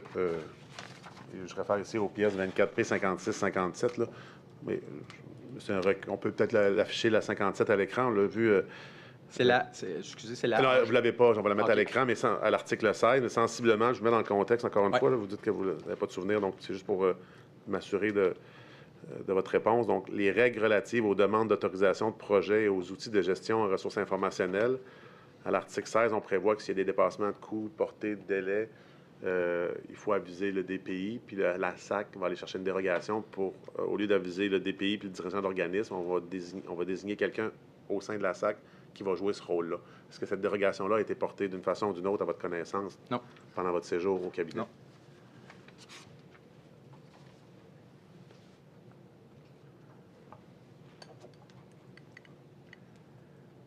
Donc, quelle est votre compréhension de la portée? Parce qu'au niveau des coûts, vous avez dit, c'est clair, ça coûte 458 millions à l'externe, plus des ressources à l'interne qui ne sont pas quantifiées. Les délais, il n'y a pas d'enjeu. On a une planification dans laquelle on dit une livraison Exact. fin 21, puis on va voir que ça va évoluer. Là, Exact. mais quant à la portée, c'est quoi votre compréhension à ce moment-là de la portée? J'ai quoi pour 458 millions, plus des ressources internes? C'est sûr que le 458 millions est un très gros chiffre, là, on s'entend. Puis j'ai été vraiment surpris du chiffre de 458 millions. De mémoire, les explications, parce que c'est sûr que je dois avoir posé des questions sur pourquoi c'est si cher, etc., mais c'est sûr qu'on explique tout, puis c'est encore comme ça, là, quand on demande des explications sur des budgets, là, on nous explique, tu sais, c'est des appels d'offres, c'est compétitif, etc., etc. Fait qu'à un moment donné, la poignée là, qu'on a au niveau politique pour dire c'est trop cher, même si la perception, c'est que c'est clairement très cher, je dis pas trop, très cher. J'ai pas l'expertise pour savoir, moi, pour 458 millions, une société de l'assurance, un projet sur 5 ou 10 ans, de dire c'est-tu trop ou pas trop. Fait qu'on se fie sur nos experts, qui sont la Société de l'assurance automobile du Québec, leurs services informatiques, etc., les appels d'offres rigoureux, les appels de projet, la séquence, puis tu sais, l'analyse des besoins qui aurait supposément été faite pour évaluer qu'est-ce que ça prenait, etc. Mais c'est clair que pour nous autres, c'est un projet immense. Tu sais, c'est pas... fait que c'est sûr que ce qu'on nous disait, c'est que c'était bénéfique. Tu sais, que c'était un projet qui était pour être bénéfique. Moi, c'est ce qui m'a rassuré. Fait que quand on me dit bénéfique, c'est que ça veut dire qu'à terme, ce projet-là va réaliser des économies de la société en main-d'œuvre. Puis j'ai pas de misère à y croire. Si on met 50 services en ligne, moi, je vois tout de suite le topo, un peu comme avec la banque, tu sais, où on voit nos institutions financières, tu sais, avec les cartes, les transactions en ligne.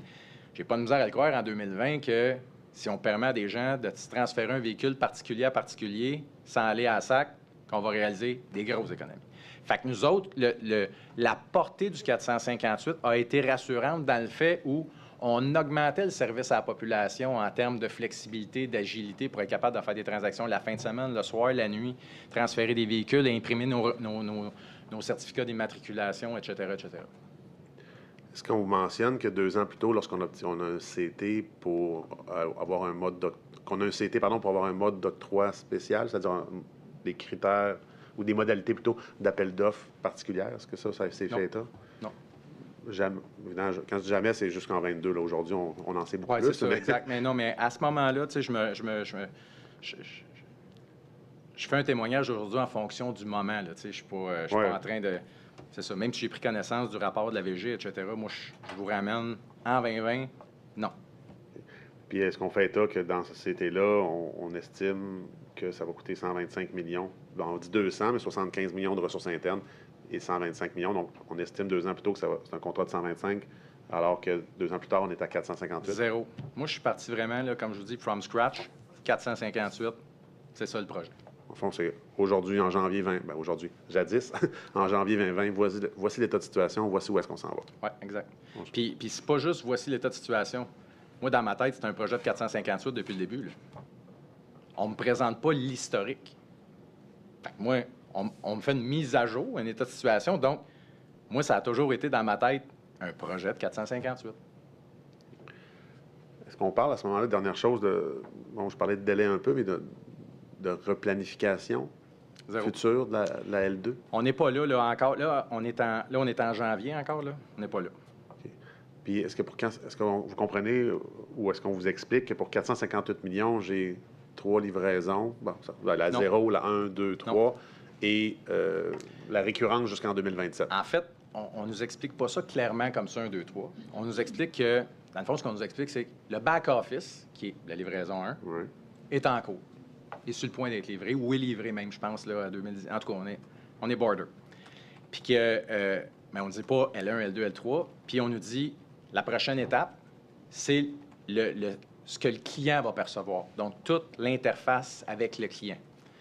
Donc, Nous, on est sur 2 axes.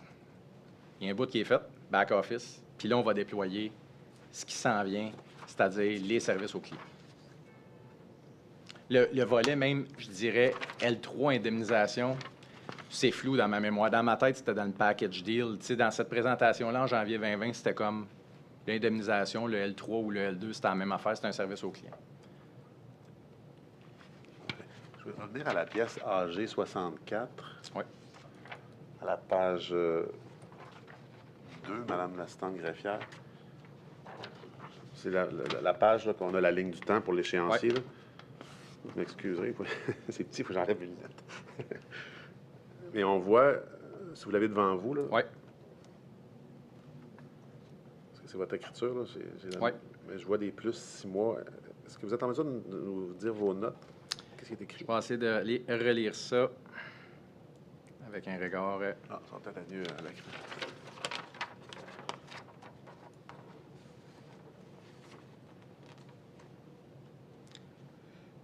Je pense que ce qu'on nous...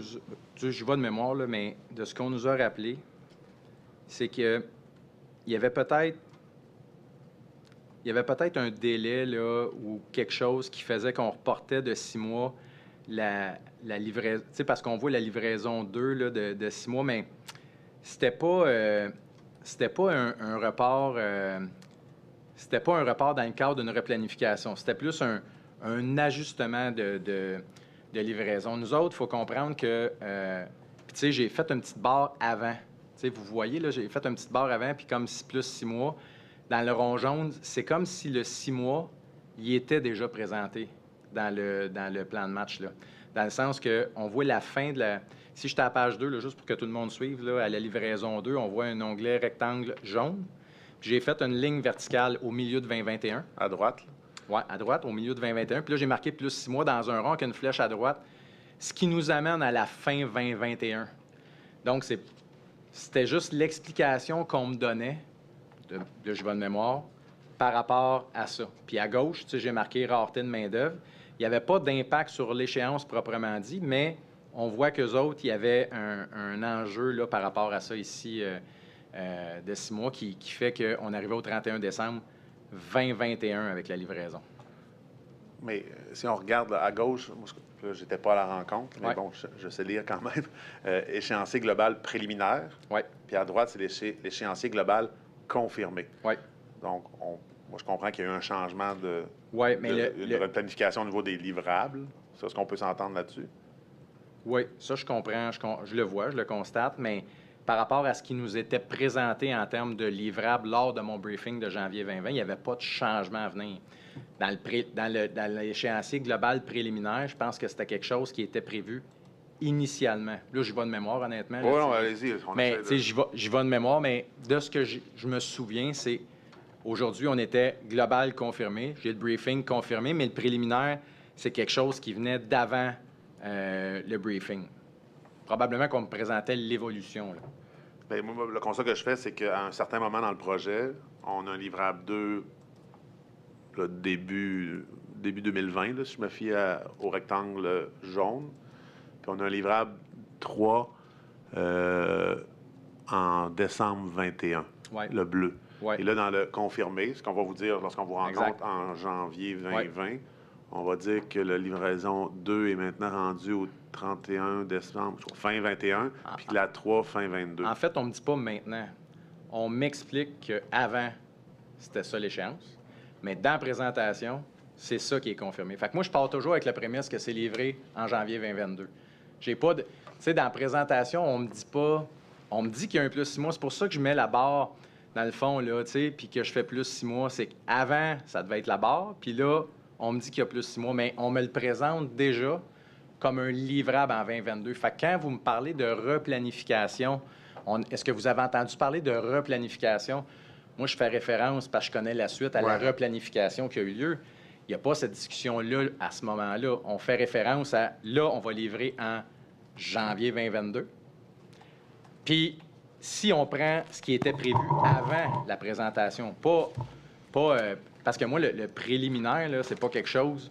C'est pas quelque chose... Tu sais, je sais pas c'est quand le préliminaire. Ce que je comprends, moi, de votre témoignage, là, c'est vous focussez sur échéancier global confirmé. Exact. Donc, rencontre janvier 2020. Exact. Ce que vous savez, c'est que la livraison 1, elle est progressive, terminée, check. Exact. Ensuite de ça, la livraison 2, ce qu'on a fait, c'est qu'on inclut la 3B, qui est le contrôle routier. Exact. Puis on vous dit qu'au 31 décembre 2021, ça va être livré. C'est ce que je comprends. Exact. Et que la livraison 3, qui est toujours dans les cartons, elle sera en 2023. Exactement. C'est exactement ça. le portrait que Mme Tremblay, je vous dis, là, ce que je vous dis, qui savait quoi, puis qu'est-ce qu'on vous a donné comme information. Je comprends votre témoignage. Ce qui est important pour vous, c'est l'échéancier global confirmé, parce que l'échéancier global préliminaire, toujours selon votre témoignage, puis je ne mets pas de mots dans votre bouche. Moi, je n'ai rien à cirer du préliminaire. Ben, c'est C'est en janvier 2020. ce que j'avais compris de votre témoignage. J'ai un projet, j'ai une programmation globale confirmée, c'est là que je m'en vais. OK. Puis j'ai pas, pour rajouter à votre question, de doute sur le livrable de cet échéancier global confirmé-là par rapport à une replanification à venir. Parce que c'était ça votre question préliminaire. Oui. Ma question, c'est plus, vous êtes d'accord avec moi que ce dossier-là, c'est un dossier principalement de ressources humaines, c'est-à-dire Oh, oui. c'est des gens qui vont travailler. Oui. Et là, dans un document, on vous dit que, puis là, on va le voir dans quelques instants, mais ça va être la première planification de la livraison 2. Il va y avoir une deuxième qu'on va voir dans quelques minutes. Mais qu'ici, on vient rajouter des délais de près de 2 ans pour la livraison 2 puis d'1 an pour la livraison 3. Je suis pas d'accord. Allez-y. Le préliminaire ne m'est pas présenté. Mais il est sur le document qu'on vous je remet. veux dire, ne m'est pas présenté le jour de la présentation dans le sens où le préliminaire peut dater de 6 mois avant, 1 an avant, 2 ans avant. Je ne le sais pas. Ils me font l'état de où ils sont partis. Et ils m'expliquent qu'aujourd'hui, dans le briefing, c'est le 2 confirmé qu'ils font. C'est ça qu'ils me présentent. Oui, je sais. Fait que, On mais- présente ce document-là ou non? Oui. OK. Mais Dans est-ce ce que- document-là, vous êtes d'accord qu'il y a un échéancier global préliminaire. Vous prenez même des notes. Là. Donc, clairement, Ouais. on vous explique quelque chose parce que vous prenez des notes. De ce qui est arrivé avant. Oui. C'est ça. Mais Remarque. avant, mais pas... Je veux juste qu'on se comprenne, là, tu sais, dans le sens que moi, si en 2017, c'est l'échéancier préliminaire qui est là, puis que là, aujourd'hui, on vient me faire un briefing en 2020, puis on me dit, là, on a... C'est ça, l'échéancier global confirmé. Puis là, on a eu 6 mois de plus de délai pour ci, pour ça. Moi, dans ma tête à moi, la présentation qu'on me fait, la première page m'importe peu. La deuxième page du projet global confirmé, c'est ça qu'on me présente. Puis moi, ça, c'est à partir de tout ça. Non, ça, j'en suis. J'ai compris votre Ouais. réponse. Mon questionnement, c'est que moi, je vois ça, puis vous l'avez dit tantôt, c'est perspicace. Je vois ça, puis je vois que les délais ont été augmentés pour la livraison 2 de 2 ans, puis la livraison 3 d'1 an. Donc, est-ce que vous avez posé des questions à savoir, est-ce qu'il y a des coûts rattachés au fait on travaille 2 ans de plus pour la livraison 2, puis 1 an de plus pour la livraison 3? Non, j'ai pas posé de coût sur les coûts parce que dans la même présentation, on me parle d'un contrat ferme de 458 millions. Tu sais, tout est clair là, dans la présentation. Contrat ferme de 458 millions.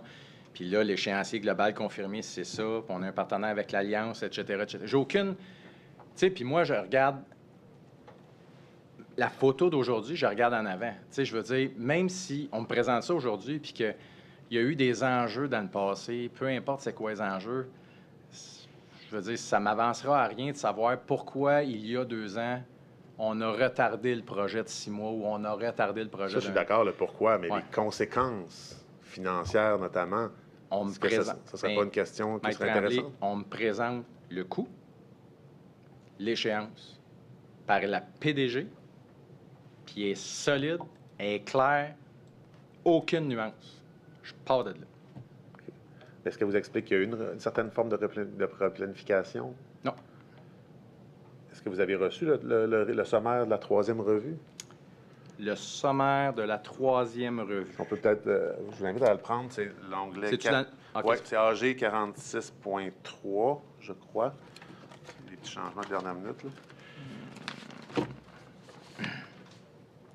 Ouais, 46.3, puis c'est à la page 8 du document. Moi, je pense... 7, 8. 7. J'y vais de mémoire. Je pense pas que j'ai reçu l'ensemble du document, là, parce que je vois 36 pages, mais... Non, mais moi, je vais au sommaire exécutif. Tantôt, vous avez parlé du sommaire exécutif. Ouais. Donc, 3e revue du projet sommaire exécutif. Laquelle page, vous dites? Page 7. Donc, c'est à l'écran. J'ai pas la même page. Ah, OK, vous êtes là. OK, c'est bon. Page 7 du point 3, ouais. OK. Là, si on tourne la page, donc ça, c'est le sommaire exécutif. Oui. Puis Puis on va en bas, là, c'est une des questions, une des préoccupations des... On peut descendre un petit peu, s'il vous plaît, Madame l'assistante greffière. C'est ici. On peut arrêter, là, le deuxième point la deuxième flèche. Là. On dit, est-ce que la replanification de la livraison 2 risque d'impacter la qualité des travaux? Puis là, ben, il y a l'analyse, etc. Donc, je ne sais pas si peut-être vous rappelez, mais là, si je vous rafraîchis la mémoire, est-ce qu'on peut dire qu'il y a une première replanification avant votre arrivée? Je comprends ce que vous dites. Bien, on le voit, Ouais, dans l'autre graphique préliminaire. Je comprends votre lien. Mais je constate ça. J'ai probablement eu ça, mais c'est ça. J'ai pas d'autres éléments de réponse à vous donner que la photo qu'on m'a donnée. Mais c'est correct. Moi, on est en Non, enquête, mais j'essaie de voir toutes les angles. C'est ça, j'essaie de c'est ça. Il peut y avoir, là. Mais je comprends qu'on ne vous dit pas, on a replanifié, puis ça va peut-être coûter plus cher, puis il y a des enjeux avec l'Alliance, puis là, on travaille là-dessus. Aucune incertitude quand la présidente est venue nous voir par rapport au projet. Là. On est rassurés. Tout comme M. Tremblay vous a mentionné hier, quand il est sorti de là, il était rassuré, puis le projet était sur les rails, tout ça. On était à la même place à la sortie de la rencontre que j'ai eue avec Mme Tremblay en janvier 2020.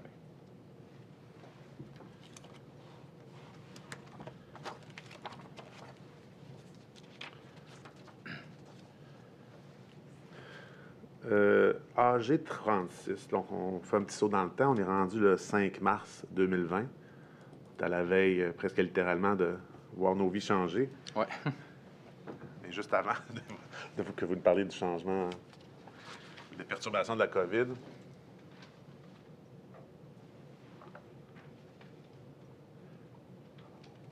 C'est un petit document. Là, on essaie encore une fois de suivre la chronologie pour voir toute l'information qui est montée, qui est descendue. Là. Et là, on a ici, là, voici dans nos lignes sur le projet CASA. Pour ton info, le Trésor a aussi reçu cette dernière version. Puis ça, c'est M. Leclerc qui est votre partenaire, mais votre interlocuteur à la SAC, qui vous envoie ça, avec les gens à l'interne en copie conforme, le 5 mars. Et là, dans le fond, si on va à la page suivante, et c'est un document qui est daté du 4, là. Oui. Et on résume un peu là, les lignes. Moi, j'ai remarqué quelque chose, puis je ne sais pas si vous avez posé des questions. Sensiblement, on résume rien de nouveau là, quand on lit ça à ce stade-ci, mais on parle de la livraison 1, de la livraison 2, mais on ne parle pas de la livraison 3. Exact. Est-ce que vous avez une explication? Bien, je vous l'ai expliqué tantôt d'emblée un peu. Quand on m'a présenté le projet en janvier, on ne me faisait pas référence nécessairement à L1, L2. Okay. On faisait référence à les back-office étaient faits. J'avais compris que c'était L1 dans la définition-là. Et les services à la population étaient pour être livrés plus tard à la L2. Bon, on voit dans le tableau, là, dans l'autre document, qu'il y a un L3 puis tout ça. Moi, je le voyais globalement. Dans le tout ce qu'on a pour 458. Oui, tout ce qu'on a pour 458 puis tout ce qu'on a pour le client regroupé. Fait que là, dans le document L1, L2, je n'ai pas posé de questions. Pour moi, ça n'a pas soulevé quelque chose qu'il y avait une livraison 3, là, dans le sens où, pour moi, le service client, c'était regroupé ensemble. Même s'il y avait peut-être un déploiement différé, mettons, pour certaines applications. Là. Donc, c'est l'absence de référence à la livraison 3, on ne doit pas tirer de conclusion. Non, parce que ma perception à ce moment-là, c'était back-office, service client. Fait que moi, je l'interprétais très bien, le L1, L2. Là. Mais moi, j'aimerais ça vous apporter la précision, par exemple, dans ce document-là, sur la dernière ligne du dernier paragraphe. Tu sais, on nous soumet des lignes pour les crédits, puis on est toujours dans le contexte ou dans le respect du contrat conclu avec notre partenaire d'affaires. C'est réconfortant. Puis vous allez le voir, là, ça, je vois ça souvent. Je ferme la parenthèse. Parfait. J'ai plus la date, là. Je me rappelle, je suis revenu le 16 mars, puis on fermait tout, donc mi-mars 2020. Vous êtes responsable de la SAC, la pandémie frappe, on ferme presque tout, et là, vous êtes responsable d'un dossier qui sert 6,5, plusieurs millions de Québécois, puis on n'a pas CASA encore, donc les gens doivent se présenter en succursale. Vous pouvez nous expliquer un peu l'état de situation, la cellule de crise, je pense que je peux la qualifier d'ainsi, qu'il y a au cabinet du ministre dans les jours, les semaines qui vont suivre la pandémie. Bien, je vais essayer d'être concis parce qu'on peut parler de la pandémie pendant bien des heures, mais honnêtement, c'est le bordel, dans le sens où on décrète le gouvernement de façon préventive la fermeture de plusieurs services, les écoles, etc. Donc, la SAC est impactée. Donc, évidemment, rapidement, le téléphone se met à sonner, que ce soit les compagnies de transport, parce qu'il faut se rappeler que les compagnies de transport, c'est des immatriculations commerciales. Puis des immatriculations commerciales, pour la majorité, ça vient échéance le 31 mars. Fait que quand on ferme la société d'État qui matricule les véhicules le 16 mars, je peux vous dire que Marc Cadieux m'a appelé rapidement pour me dire « Alain, qu'est-ce qu'on fait avec ça? » Fait que c'est sûr que tout de suite, c'est mis en place... Marc Cadieux? Marc Cadieux, c'est le président de l'Association du camionnage du OK, Québec. parfait. C'est sûr que lui, il me dit « Alain, qu'est-ce qu'on fait avec ça? » Fait que déjà là, on avait un signal d'alarme important. Dans les jours qui ont suivi, là, évidemment, il y a eu plusieurs échanges sur comment on peut offrir du service à la clientèle, etc., etc. Ça a été très difficile dans les premières journées.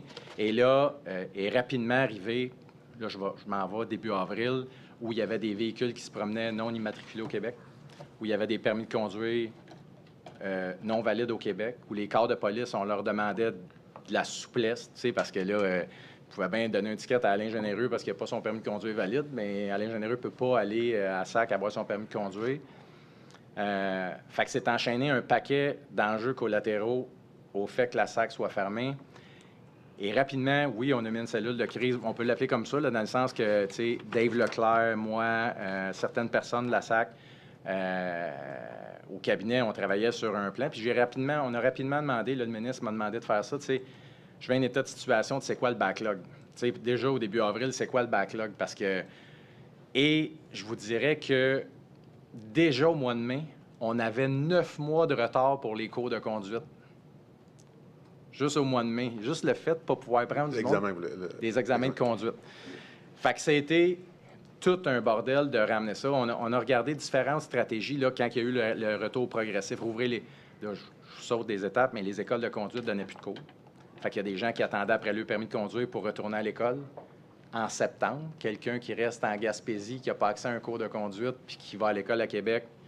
Il y avait, tu sais, des enjeux de toutes parts. Puis nous autres, notre objectif, c'était de retrouver le service à la clientèle. Puis là, le ministre, ma directrice de cabinet, Nathalie Tremblay, puis tout ça, on avait des communications. Bien, je ne parlais pas directement avec Nathalie Tremblay, c'était plus ma directrice de cabinet, mais les communications étaient...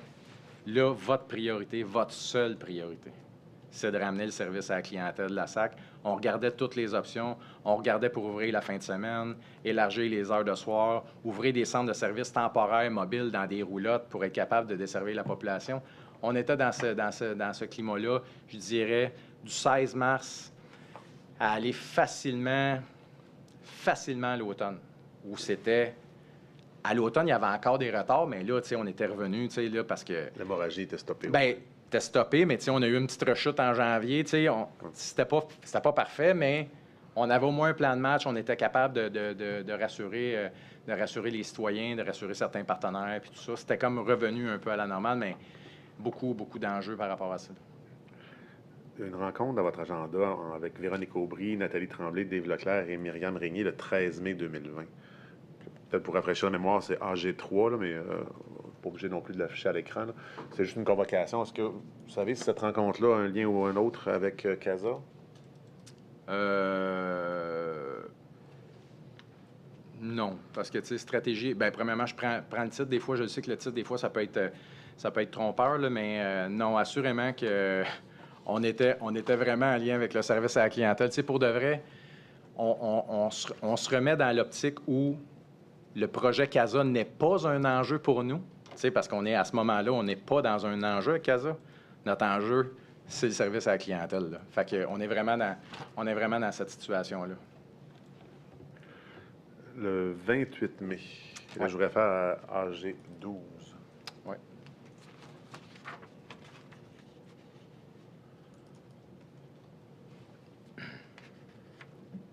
Encore une fois, on suit la chronologie. Là. Mm-hmm. Madame Régnier, là, qui est à la SAC, là, dit « Bonjour, comme discuté avec la présidente et chef de la direction aujourd'hui, voici les documents que nous désirons envoyer à la CAP concernant le projet CASA. Est-ce que vous avez des commentaires à formuler? S'il vous plaît, nous revenir dès que possible. »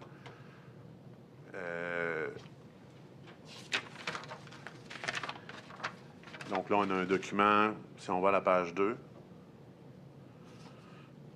un document qu'on va revoir régulièrement. Hop. Attendez, j'ai peut-être pas la bonne version. Il y a des petits changements de dernière minute. Si on va à la page 3 dans ce cas-ci. Bien, moi, à la page 2, moi, c'est la note, là, comme là, le résumé des grands jalons à ce jour. C'est à ça que vous faites Madame référence? l'assistante greffière, on pourrait recommencer en haut et redescendre.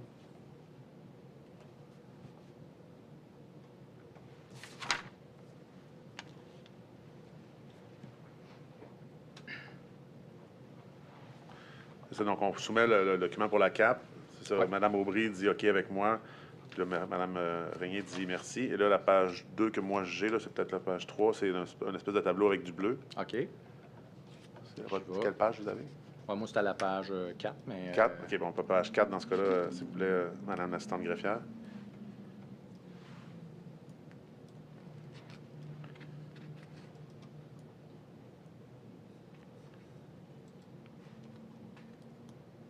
Je vais poser ma question pendant qu'on regarde Ouais. le document.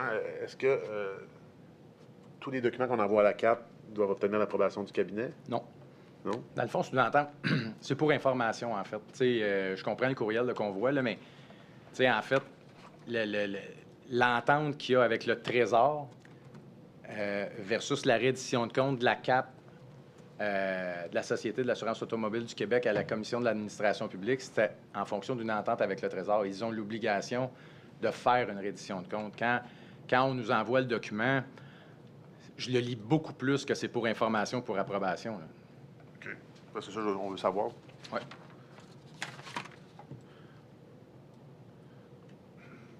Puis encore une fois, ben les indicateurs sont ouverts. On parle toujours du contrat de 458 millions. Fait que la présentation du projet est cohérente avec le briefing que j'ai eu en janvier. Parce que Mme Régnier offre quand même de... Est-ce que vous avez des commentaires à formuler? Donc, il y a l'opportunité de formuler des commentaires. Oui, il y a une opportunité de formuler des commentaires, mais évidemment, c'est le projet de la SAC. Puis la reddition de compte doit être faite par la SAC à la CAP. Fait que je peux bien offrir des commentaires, mais vous comprenez que je vais être assez limité dans les... Je peux pas changer... On s'entend, je peux pas changer les informations. Ça vient d'eux autres. Fait que moi, l'important, c'est qu'on respecte la règle de déposer notre reddition de compte à la CAP.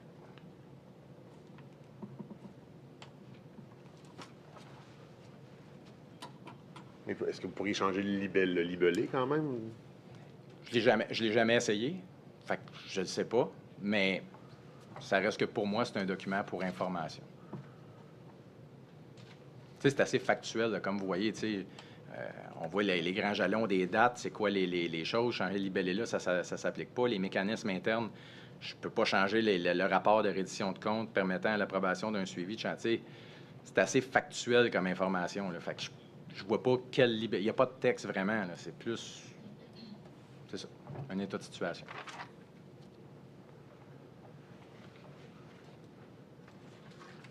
Est-ce que ça arrive que dans le cadre d'autres contextes que vous puissiez suggérer des modifications? Ah ben oui, c'est sûr que ça peut arriver, que ce soit dans des communications, que ce soit dans...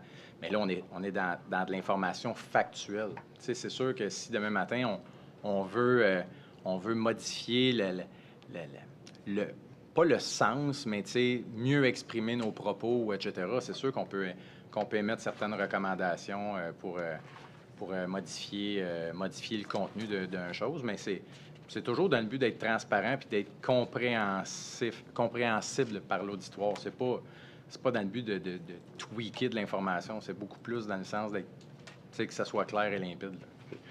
Vous avez parlé tantôt qu'il y a des rencontres statutaires. Ouais. Il y a aussi, il semble y avoir des rencontres ponctuelles relativement à CASA. Est-ce que dans les rencontres statutaires, on va parler de CASA? Bien, les rencontres statutaires que j'ai avec Dave Leclerc, c'est des rencontres... Là, je vais vous les séparer en deux. J'ai des rencontres statutaires avec Dave sur tout ce qui est des opérations courantes de la SAC. On a une liste de dossiers qu'on a avec la SAC, que ce soit un projet de loi qu'on est en train de travailler, une modification réglementaire, améliorer le code de la sécurité routière, un projet pilote pour tester, voir si les véhicules autonomes ou la conduite autonome, ça peut être bon, etc. Fait qu'on a des dossiers qui sont présentés. Puis, dans mes rencontres statutaires, bien souvent, on a besoin soit de m'informer de où on est rendu, parce que je le veux, soit de donner une orientation, parce qu'on veut pister une affaire, ou soit de... je vais dire ça poliment, mais mettre de la pression pour aboutir, tu sais, sur un échéancier, etc. Fait que ces rencontres-là sont présentées de cette façon-là.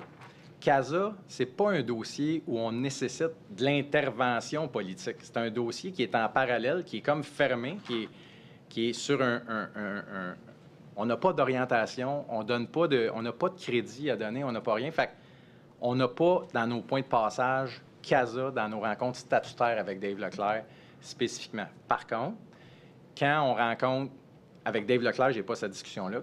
Par contre, quand il y a des rencontres plus ponctuelles, parce qu'il n'y a pas de statutaire avec Nathalie Tremblay à mon niveau, Madame Tremblay, quand il y a des rencontres plus ponctuelles avec Nathalie Tremblay, lors de ces rencontres-là, nous fait toujours un petit mot sur CASA en parallèle, même si ce n'est pas à l'ordre du jour. Okay. Mais on ne va pas autant en profondeur que les rencontres ponctuelles sur CASA ou qu'il y a des napperons, entre autres. Exact.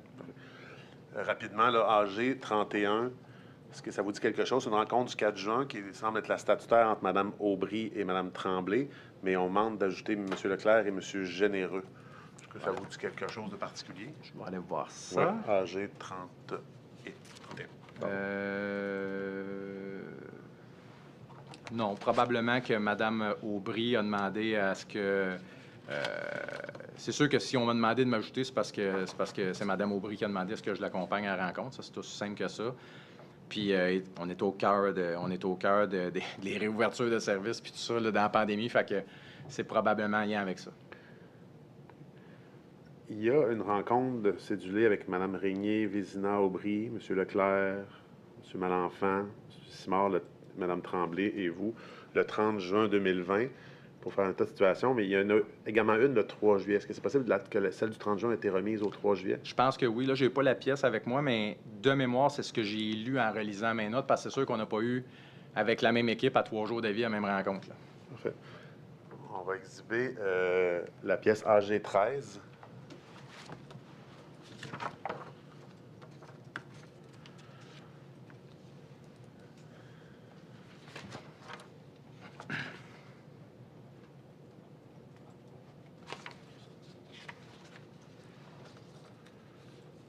Et là, donc, on dit voici le document en prévision de notre rencontre de 10h30.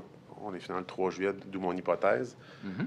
Si on descend, si on va, pardon, au napperon, à la dernière page.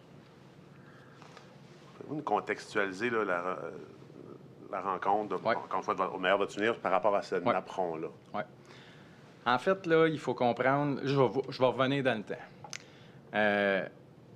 Avec le dossier CASA, qui est en cours à la Société de l'assurance automobile du Québec, on a plusieurs demandes de différents partenaires pour faire certaines modifications qui nécessitent des TI à la SAC. Je vais vous donner un exemple facile.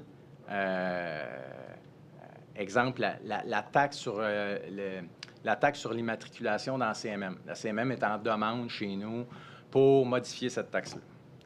Nous autres, la SAC nous dit on ne peut pas faire ça. Là, on est en plein processus CASA, on ne peut pas faire ça. Ça, c'est un exemple. Mais on a un ministre aussi qui est là pour 4 ans. Puis, tu sais, en politique, on a un enjeu de temps. Tu sais, nous autres, on a une date d'expiration dans le sens où on a du temps. Il faut retourner devant l'électeur à chaque 4 ans. Fait qu'il faut faire avancer nos dossiers. Ce qu'on nous dit, c'est impossible de faire des changements au niveau de l'informatique d'ici à ce qu'on livre CASA. Ça, on nous dit ça, puis il faut comprendre que CASA est supposé d'être livré en janvier 2022. Donc, pour le ministre, ça devient impossible de faire des changements de toutes sortes pour améliorer, exemple, la sécurité routière. On a un projet de loi qui est en préparation. J'ai un projet de loi sur les véhicules hors route au transport. Là, je sors de la SAC au transport pour moderniser la loi sur les véhicules hors route. Puis je suis obligé de l'adopter, ce projet de loi-là, avant la fin de l'année parce qu'il y a un autre enjeu, là, indemnité de poursuite, puis tout ça. J'ai une date d'échéance. Il faut que je l'adopte avant la fin de l'année. Étant donné qu'on rouvre le projet de loi sur la loi des véhicules hors route, puis qu'il y a beaucoup de décès sur les sentiers hors route au Québec, le ministre, il veut y mettre de la grippe. T'sais, il veut qu'on soit plus sévère pour améliorer le bilan routier sur les sentiers au Québec. Fait qu'on a une mesure, on veut mettre une mesure PDI, point d'inaptitude. Fait que déjà, au printemps 2020, on commence à dire à la SAC, ça va nous prendre ça. Et là, la SAC nous dit, on peut pas. On pourra pas. Puis là, on a d'autres idées comme ça. Ça peut être d'autres choses. Là, je ne les ai pas toutes en tête, mais on avait certaines idées. On était très frustrés de la situation parce qu'on se disait, tu sais, on est 2 mains attachées, on ne peut pas améliorer le bilan de la sécurité routière ou moderniser, etc., etc. les discussions qu'on avait, puis là, tantôt, je vous disais, j'étais perspicace puis picosseux, là, on ne voit pas dans les échanges, mais j'ai fait plusieurs relances à la SAC. Oui, mais on pourrait faire ci, on pourrait faire ça, pourquoi on ne peut pas faire ci? C'est impossible qu'on ne puisse pas dégager 3 ressources pendant 3 semaines pour modifier un code, puis etc. On nous dit qu'on ne peut pas. Parallèlement à ça, la SAC nous informe que à cause de la pandémie, la livraison de CASA est menacée parce que nos équipes sont dédiées, là, de façon intensive, on est le 3 juillet, tu sais, puis on a commencé le 16 mars, à rétablir le service, etc., etc. Fait que là, ils nous disent, on aurait une opportunité pour retarder de 1 an le projet CASA, puis, en même temps, ça nous permettrait de vous donner certaines dispositions pour être capable de faire vos améliorations ou vos projets de loi, de règlement. Ma première question, c'est pourquoi 1 an? On ne peut pas retarder ça de 3 mois, on ne peut pas retarder ça d'1 mois et demi. Tu sais, je veux dire, on met des ressources disponibles, vous avez besoin d'agilité, etc. Pourquoi pas 3 mois? Et là, on me répond, c'est important pour la suite, vous allez me voir venir, il y a une seule fenêtre d'opportunité pour faire la migration. C'est Noël. Moi, on m'informe déjà que si on bouge, c'est 365 jours. Là. On ne peut pas bouger ça de 3 semaines, on ne peut pas bouger ça de 3 mois à cause de l'impact sur le service à la clientèle. Et savez-vous quoi? Je les crois, parce qu'on a juste fermé 14 jours pendant la pandémie. Puis j'ai un tableau de bord que j'ai 9 mois de retard d'un permis de conduire. Fait que j'achète ça. Tu sais, je comprends le retard d'1 an. Et c'est dans ce contexte-là que la SAC nous a présenté le report de l'échéancier d'1 an à ce moment-là. Okay. Mais qu'est-ce qu'on vous dit par rapport... Donc là, il y a le report, mais moi, ce que je constate en bas à droite, c'est 2 choses. On me dit que le projet demeure financièrement rentable. On peut définir c'est quoi demeure, mais c'est que ça reste. Je l'ai cherché ce matin. Ça reste financièrement rentable. Là, c'est sûr qu'on répète les phrases habituelles. Sans frais administratifs additionnels pour le client. Date de fin du remboursement du déficit cumulé de l'accès à la sécurité en révision. En tout cas, ce qu'on avait dit, qu'on va rembourser le 200 millions en révision, discussion à venir avec les finances. Exact. Donc, il va falloir recalculer parce que... C'est sûr, parce que la SAC est impactée. Plus de temps. Exact, c'est ça. Donc, après ça, contrat avec IBM, bref, Alliance. Discussion en cours pour les incidences financières de la dernière planification. Donc, discussion en cours, on s'entend que il y a de l'incertitude. Je veux dire, c'est pas terminé. On peut présumer qu'il va y avoir des changements. Puis on dit contrat ferme de 458 millions se terminera plus tôt que prévu. Exact. Mais suffisant pour compléter la livraison. Et là, on parle, dans le gros point dans le centre, de la livraison permis, immatriculation, contrôle routier. Exact. Donc, qu'est-ce qu'on doit comprendre? Et surtout, vous, M. Généreux, qui, je vais reprendre votre terme, le picosseux, c'est quoi les questions qu'on pose? Parce que moi, je vois ça, je me dis que ça demeure financièrement stable, on va rembourser mon déficit cumulé plus tard, puis le contrat va se finir plus tôt, puis qu'il y a des incidences financières. Oui.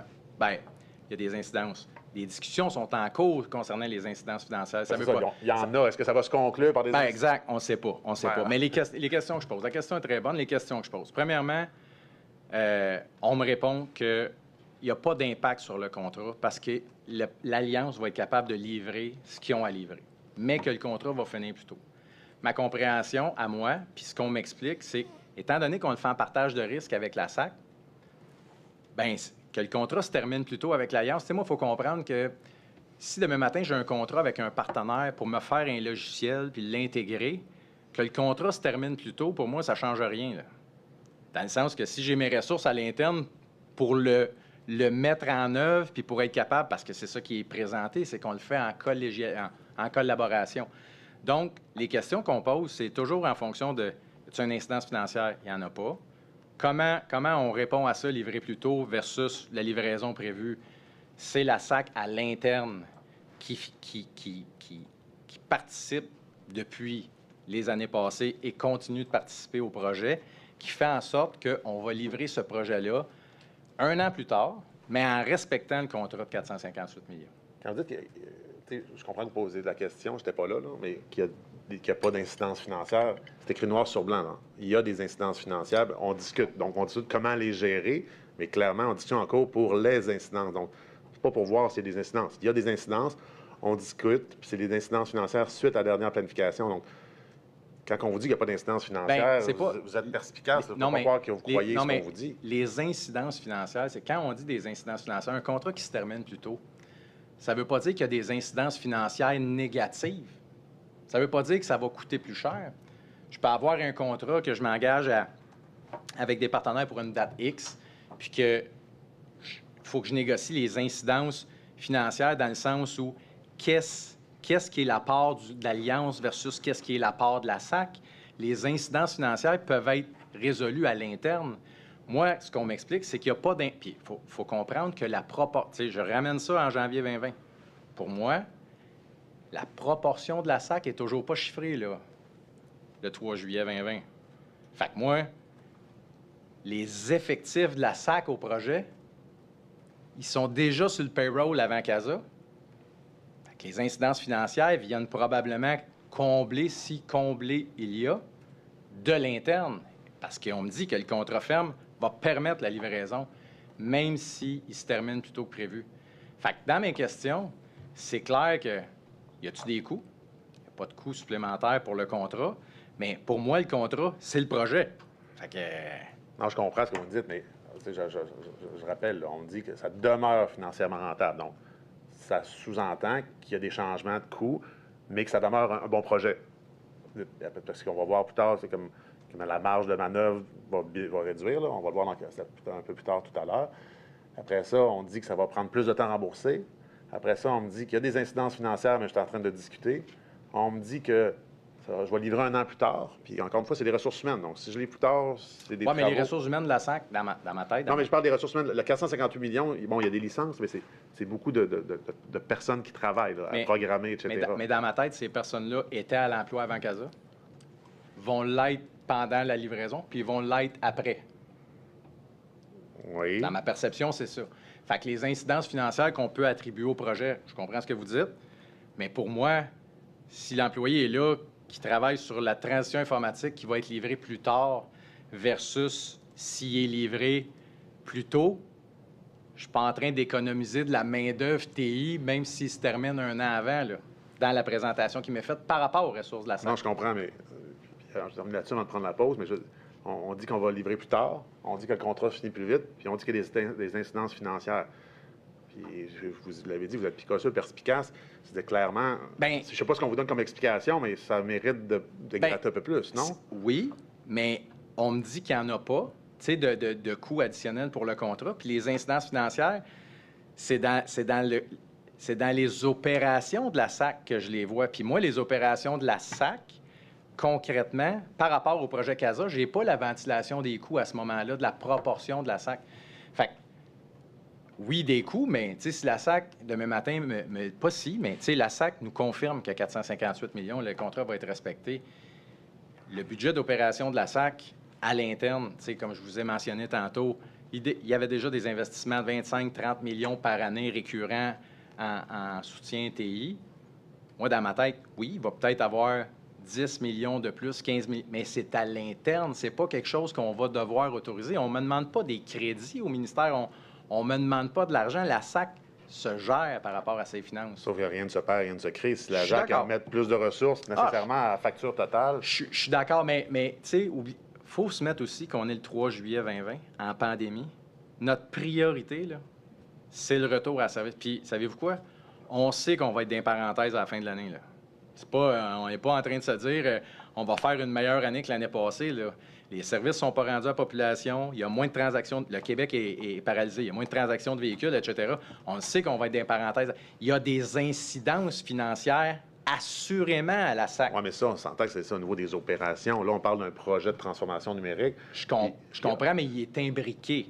On comprend qu'il est imbriqué parce qu'on me demande de reporter le projet parce qu'on veut revenir à un service à la clientèle. On veut ramener le retour au service client. C'est ça qu'on me vend, là. Quand on me vend ça, on me vend le report pour rétablir le service client. Fait que les incidences financières, dans ma tête, ils sont reliés à la pandémie, là. Ils sont pas reliés au fait qu'on retarde le projet uniquement sur la base de on retarde le projet CASA. Tu sais, moi, dans ma tête, puis tu sais, je vais vous ouvrir une petite porte. S'il n'y a pas de pandémie, dans ma tête, il n'y a pas de report, là. La présentation que j'ai... Non, mais la présentation que j'ai, c'est ça. Je comprends, mais là, c'est quand même un apprend pour CASA. Il ne faut pas mettre tout sur le dos de CASA puis tout sur le dos de la pandémie. On a CASA, puis on dit qu'il y a une replanification. Puis la replanification, on l'a vu tout à l'heure, en janvier, avant la pandémie, bon, EY en parle, puis l'histoire va savoir que c'était automne environ 19 qu'il y a une replanification qui va mener à des enjeux, qui va mener à la transaction de 2020.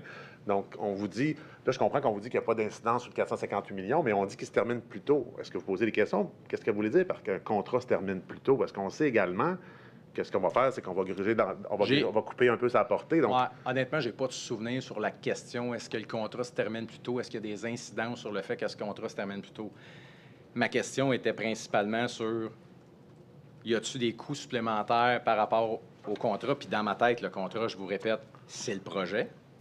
Les incidences financières que la SAC doit absorber parce qu'il retarde le projet, il le retarde à cause de la pandémie dans leur présentation pour rétablir le service client. Fait que moi, l'incidence financière, dans ma tête, elle est reliée à la pandémie. J'ai pas beaucoup de contrôle là-dessus, là, sur l'incidence financière de la SAC dans la pandémie, là.